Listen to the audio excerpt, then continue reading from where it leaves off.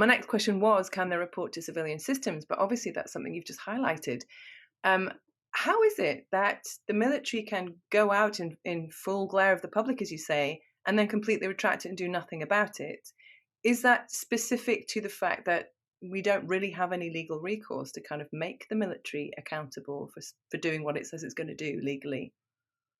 I think it is really difficult. I think it's quite hard to engage the civilians in these kinds of problems, because from their perspective, the military is different. They do things differently over there. It's like another country. It's different. We don't understand it. It's complex. It's difficult, and partly that's a deliberate. I mean, it's not a myth, but it's certainly overstated by those high. I think there is definitely a tendency within those that are higher ranking to create that sense that you don't know what you're talking about. Don't tell us how to do our job. We know what's best for our people. And I think certainly in many different ways, it is very different. They have an incredibly difficult, very particular job to do that most of us, you or I, cannot understand. It's very, very difficult and a very different life. But I think there are some fundamental things, in particular access to justice, how the rule of law applies, what happens if you want to report a serious criminal offence, that should have no, the fact that you are military or civilian should have no bearing on the quality of justice that you receive. And that's the common complaint that all of the women that have contacted me about. It's just, it felt different. They weren't doing the things that I knew they should have been doing. And they're not saying that it's perfect in the civilian system. It's definitely not. But it is better. And there are many, many more systems in place to support women in the civilian system. And that is provided by people with decades of experience, real expert experience on how you support and counsel people through these very difficult processes. And that is lacking in the military. It's really fundamentally lacking. And there's a real unwillingness to admit and face up to the consequences of that, which is, it can be very, very frustrating. So one of the things we've continued to push is this call for all serious sexual offences to be handled by the civilian system as a matter of course. So the presumption should always be, if you've experienced a rape or a serious sexual assault, that it will be reported to the civilian police and it will be progressed that way. And that is something that there's huge resistance to within the forces.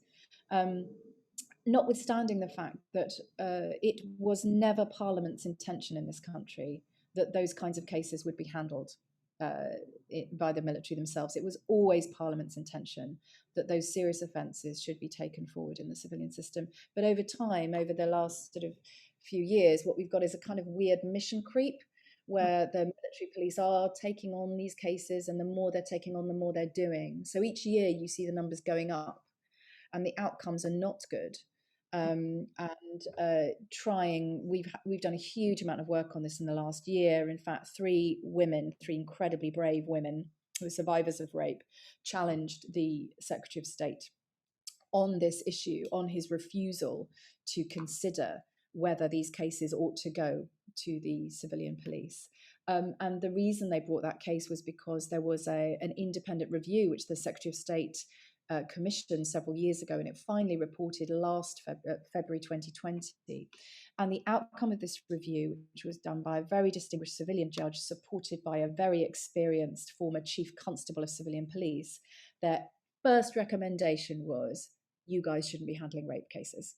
Right. Hand them to the civilians, hand them to the CPS, let the civilian system deal with all of them. And the Ministry of Defence, or the Secretary of State for Defence, rejected that recommendation on the same day it was published.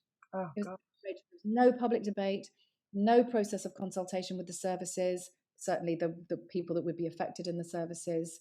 It got no coverage at all, of course, because it was, we just Brexiting, we were going into COVID. There was no publicity of it at all. But the women were just devastated by this because they've been waiting for the outcome of this review. It's published, it looks really positive, and the first thing the Secretary of State does is go, I'm not going to do that. Didn't give any reasons other than, we believe the military justice system is capable of dealing with them. And that course, is no reason at all. That's just a self-fulfilling mantra. And the women brought this judicial review, and on the basis of that, the Secretary of State agreed to have a look at it again. And although he has not given them what they want, he has moved quite a considerable way in that he's agreed to put the issue before Parliament. So Parliament is currently debating this issue at the moment on whether and to what extent cases should go in the military system or the civilian system. And that's really good because up until this point, there hadn't been any significant parliamentary debate on it at all. So no democratic oversight of it. And he's also agreed to to create a new policy whereby all service personnel will be told and reminded that they can go to the civilian police if they want to. So Hmm. again, it Changes. doesn't, but it's a step in the right direction. He's also agreed to review all of their internal processes and policies on the handling of sexual offences. So again, we don't know what the outcomes of that's going to be because he may review them and decide that they're fine. But it's a good step in the right direction. So it's a really big achievement on the part of those women. Actually, they should be proud of themselves. And but it doesn't go far enough because the bottom line is just let the civilian police handle these cases. Why I don't understand why they want to hold on to them because it seems like a lose-lose as far as I'm concerned. Yeah. Every time they're, they just get criticised all the time. The conviction rate is really low. It feels like defending the indefensible. And also, I mean, just from a purely cynical point of view, you go that has to massively affect operational readiness. The Oh, fact that we're not having any leaders, people are being taken out of their careers, probably when they're just about to flourish. I can't imagine that that's going to. I can't imagine that's going to actually meet their goals. As an no. organisation, to have this flourishing. Reputational risk, the reputational harm that's caused, just like you want to attract good people, you want to attract good women to the forces.